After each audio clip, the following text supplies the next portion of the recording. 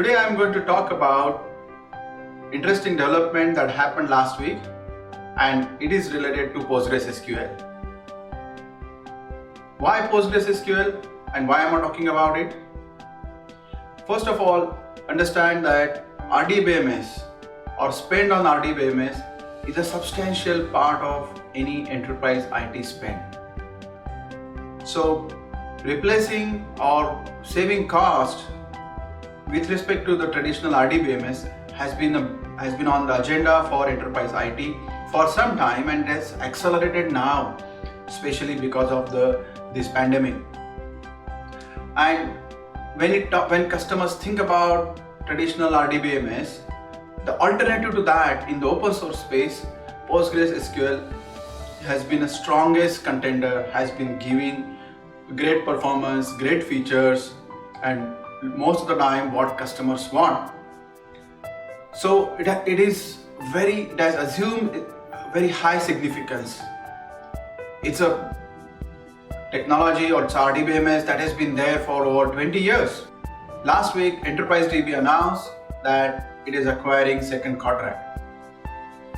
Many of you, those who are following RDBMS, those who are following open source technologies, know Enterprise DB and Second Quadrant as the two leading provider of PostgreSQL support services technologies. There are more, of course, in the world who are providing services support around PostgreSQL. This would mean that two large organizations who have large pool of PostgreSQL experts are coming together. That means we will see under one roof a large pool of expertise. That would mean it would accelerate the development of features in Postgres, number one.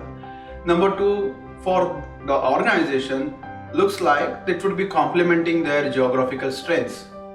From what I know, traditionally Second Quadrant has been comparatively more strong in Europe market than Asia, and Enterprise DB's business largely has been around North America, Asia comparatively. So it complements their businesses. What does that mean for the customers? That you will have one large organization bringing you support, bringing you new features, and of course it is expected that it would come through the community efforts as well. Now, some people have raised concerns whether this would mean that one organization will control the whole development. Would it have more influence on the community?